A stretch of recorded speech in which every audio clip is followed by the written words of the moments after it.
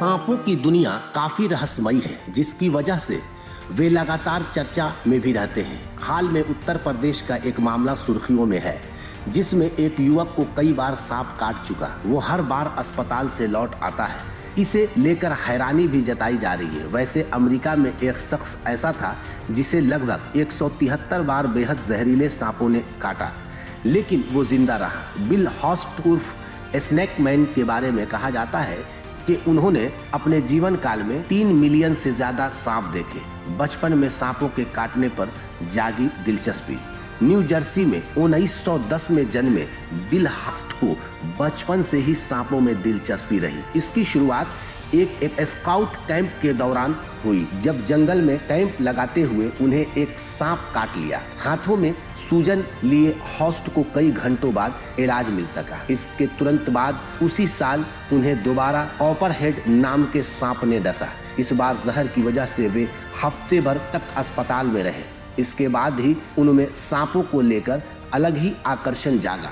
वे सांप जमा करने लगे, उनसे करतब करवाने लगे और फिर मियामी में सांपों का अजायब घर खोल दिया। कहा जाता है कि लैब में निकालते थे जहर। आगे चलकर हॉस्ट एक लैब चलाने लगे, जिसका काम सांपों का जहर निकालकर रिसर्च के लिए अस्पताल और यूनिवर्सिटीज को देना था।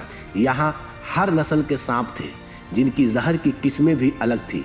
कुछ तो इतने खतरनाक कि काटने के मिनट भर से भी कम समय में मौत हो जाए। 90 के दशक तक हॉस्ट की लैब सालाना मेडिकल पर्पस से जहर के 36,000 सैंपल दिया करती थी। आगे बता दें कि नंगे हाथों से निकालते थे विष। हॉस्ट को लगातार सैकड़ों सांपों के काटने की कहानी भी दिलचस्प है।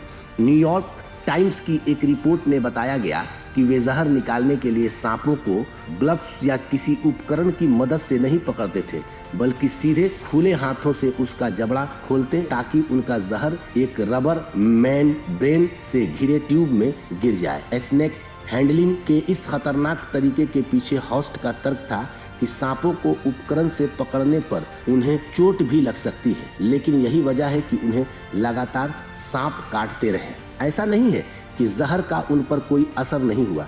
लगभग 2 दर्जन मौके ऐसे भी आए जब हॉस्ट की हालत काफ़ी ख़राब हो गई। लंबे समय तक वे पेट की खराबी, आंखों की कमजोरी से लेकर नींद और दिमाग के संतुलन को लेकर भी परेशान रहे, लेकिन वे बार बार ठीक होकर वापस वही काम करने लगते। फ्लाइट इंजीनियर का भी किया काम। इस बीच लोगों के कहने पर हॉस्ट ने कई दूसरे काम करने की कोशिश की, यहाँ तक कि प्रोफेशनल कोर्स भी किए। वे सर्टिफाइड फ्लाइट इंजीनियर थे, जिनके अमेरिकी आर्मी के साथ भी काम किया। हालांकि स्नेक फार्म के अपने सपने के लिए वे बार बार काम छोड़ते रहे। बच्चे की मौत ने छुड़ाया जुनून। मियामी में सांपों का अजायब घर बंद होने के पीछे भी अलग कहानी रही। इस सरपेंटाइन को मगरमच्छों के बारे में घेर कर रखा गया था ताकि कोई दुर्घटना न घटे, लेकिन यही हादसे की वजह बन गया। परिवार के साथ पहुंचा एक बच्चा मगर के बाड़े में गिर गया और बुरी तरह से मारा गया। इस घटना से बुरी तरह परेशान हॉस्ट ने उस मगरमच्छ को तो मारा ही, अजायब घर को भी बंद कर दिया। बाद में वे केवल लैब के लिए काम करते रहे। खून की ही बन चुका था एंटी वेनम। खून ही बन चुका था एंटी वेनम। दुनिया के कुछ सबसे जहरीले स्नेक्स जैसे कोबरा, वाइपर और रेटल जैसी किस्मों के कई बार काटने पर भी बचने के पीछे एक खास वजह थी।